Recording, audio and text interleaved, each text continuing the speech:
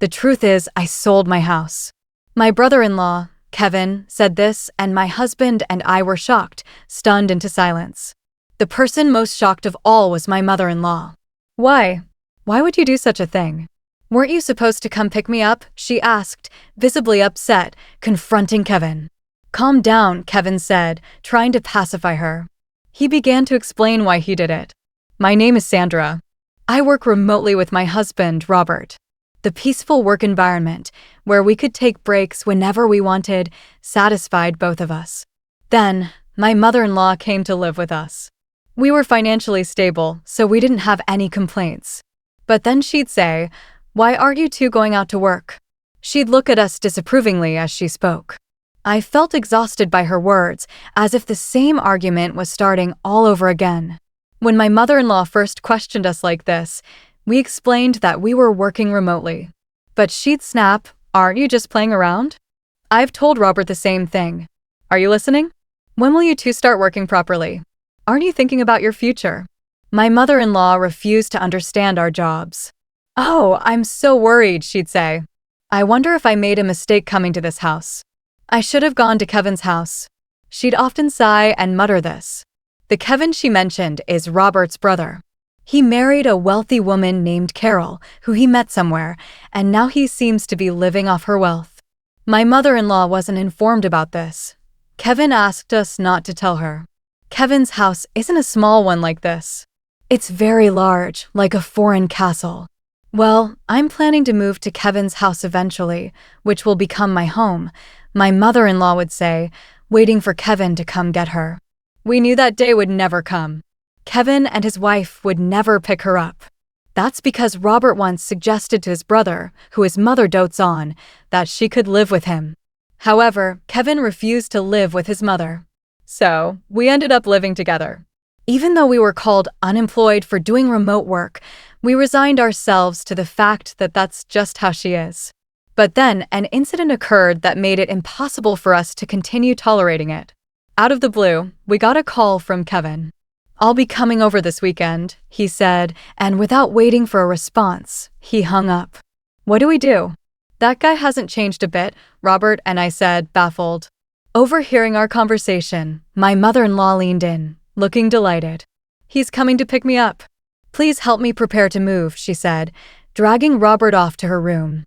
Robert looked troubled. Mom, Kevin's not coming to pick you up.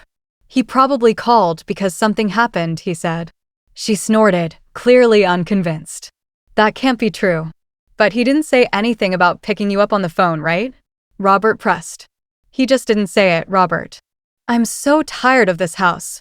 You're probably hoping to make me a housekeeper, but that's not going to happen, she replied. We couldn't understand why she was having such paranoid thoughts. Since she came to our house, she got up whenever she wanted, didn't do any housework, and lived off the pocket money we gave her.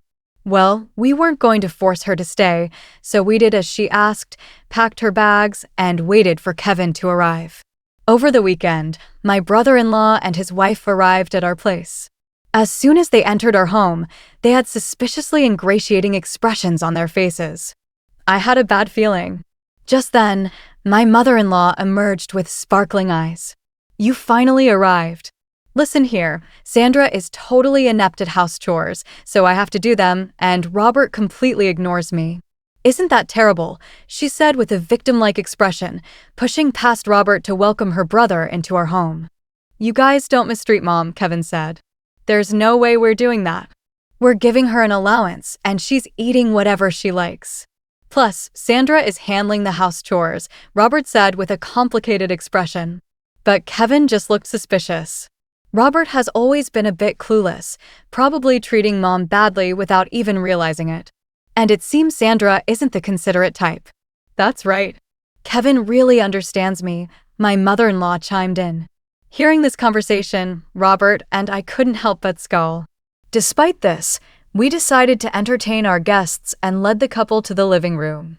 We all sat around the table, with Robert and me on one side and the couple on the other. Now, what are you sitting around for? Serve the tea, my mother-in-law demanded. Huh? I thought you were going to make the tea, mother-in-law. What are you saying, making an old woman work? You see, Kevin, Sandra is this kind of person, she added, even starting to fake cry. At that point, I was so stunned by her behavior that I didn't even feel like retorting. Once I had served the tea, the couple became solemn. The truth is, we sold our house, Kevin said. Robert and I were surprised and shocked at Kevin's words. The one who took the biggest shock was my mother-in-law. Why? Why would you do something like that? Didn't you come to pick me up? She asked, flustered, confronting Kevin. He tried to calm her down, saying, easy, easy, and began to explain. We've been in debt, and though we could repay the debt by selling the house, we're broke and have nowhere to live. So, we came to discuss if we could stay here. What debt? My mother-in-law asked. I was trying to start a business, but it didn't go well. Well, that happens, right? Kevin said, unabashed, laughing. Robert and I sighed in exasperation. We only need to stay until we find a new house. Please, we have no one else to turn to, the couple said, bowing their heads together. I think our expressions must have been complicated, but if they had nowhere to live, we had no choice. We agreed to let the couple temporarily stay in our house. However, we made them promise to leave within a month. Got it, Kevin said, still laughing, and went back to prepare to move their things. After they left, my mother-in-law sat silently, looking thoughtful. Robert and I assumed she was still in shock. The next day, the couple's stuff arrived right away. This much? Where should we put it all? We're in trouble. We might have to sell some of it or rent a locker, we said while discussing and moving Kevin's things. Then, my mother-in-law dropped a bombshell on us. I've been thinking, won't we be more secure in the future if Kevin's here? So, you freeloaders can leave, can't you? My husband and I were taken aback by her abrupt statement. If you insist, I can tolerate Robert staying, but I don't need a wife who can't do anything. Get a divorce. Then the space that Sandra was occupying can be used for all these packages, she demanded eagerly, her eyes shining, looking to my husband for agreement. What are you talking about? He reacted, completely astounded. Then, my brother-in-law and his wife arrived. My mother-in-law greeted them with joy. Although I was still shaken by her previous words, my husband decided to ignore them for the moment and asked his brother to deal with the packages. There are more than I thought. Try to reduce the number, rent a locker, or sell some if you have to, he said. Kevin glared at him. What are you talking about? These are important packages. How could I sell them? And what if someone steals them from a locker or they get damaged? Are you going to take responsibility, bro? My husband shook his head at his brother's selfish behavior. This is our house, you know.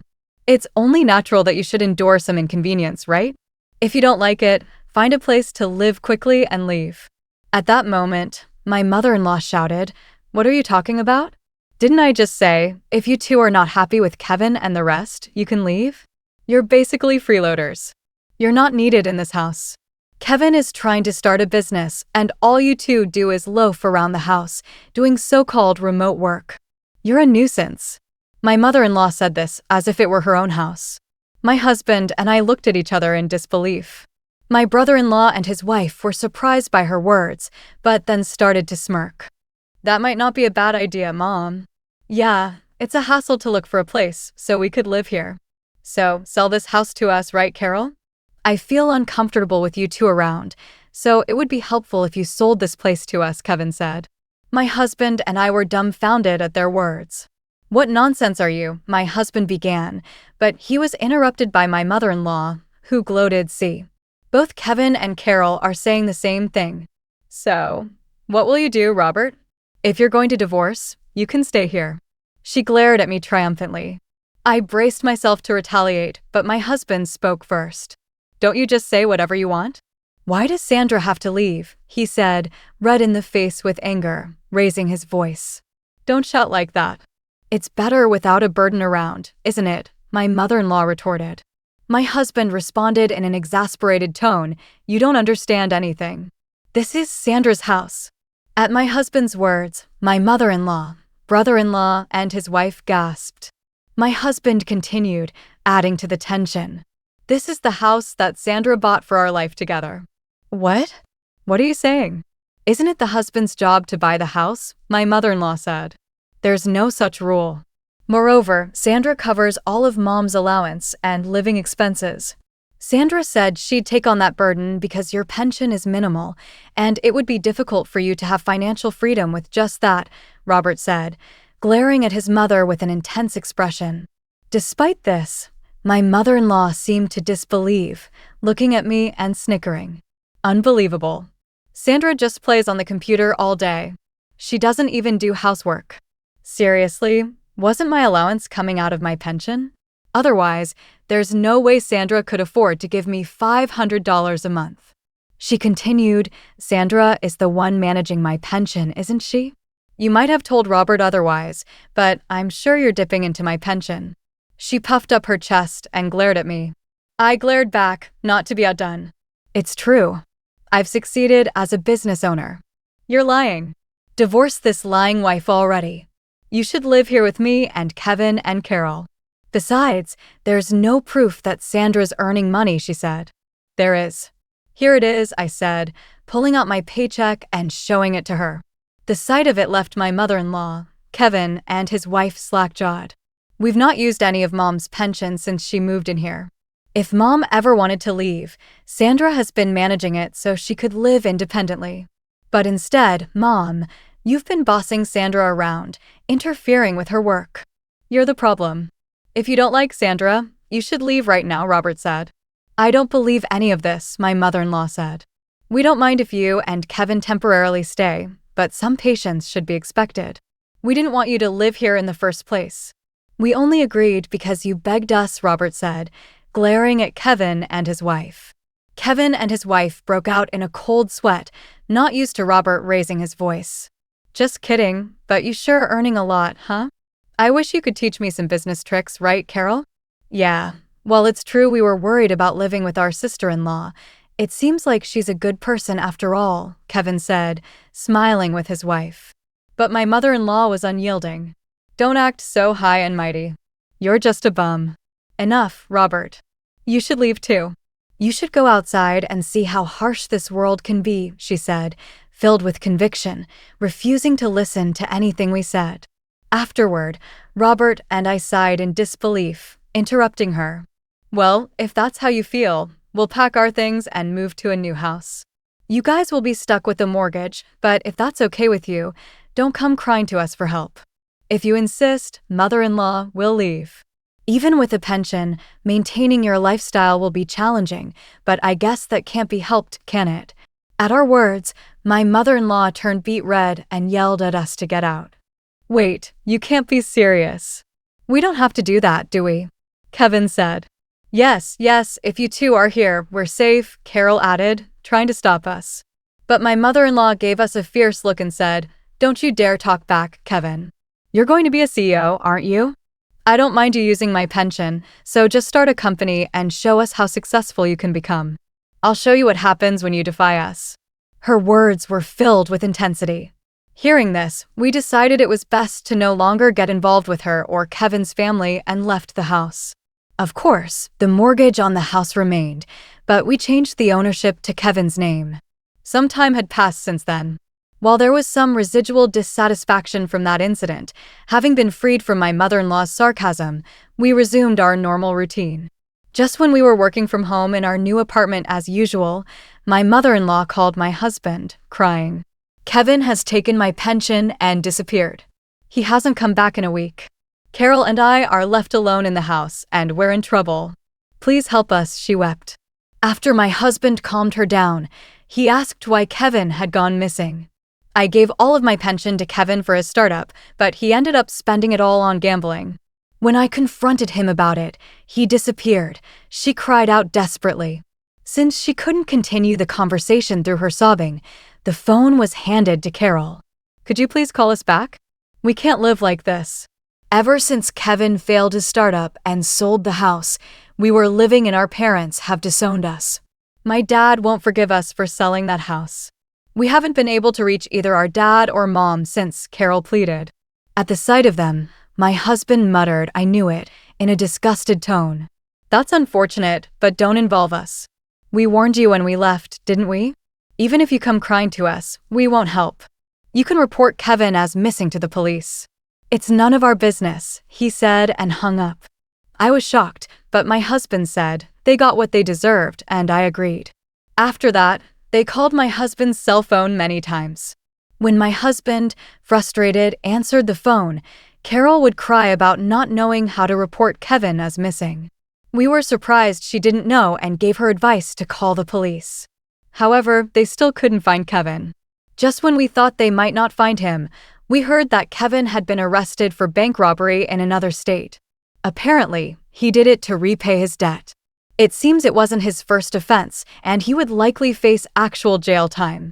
Carol can't go back to her parents' home and is still living with my mother-in-law in that house. It's uncertain whether or not she will divorce Kevin. That's probably the least of her concerns right now. She registered with a temp agency and is struggling with her first job ever, but she's somehow making ends meet every day. As for my mother-in-law, Kevin took all of her pension, and now she has to repay his debt. She has also started working part-time to repay the debt.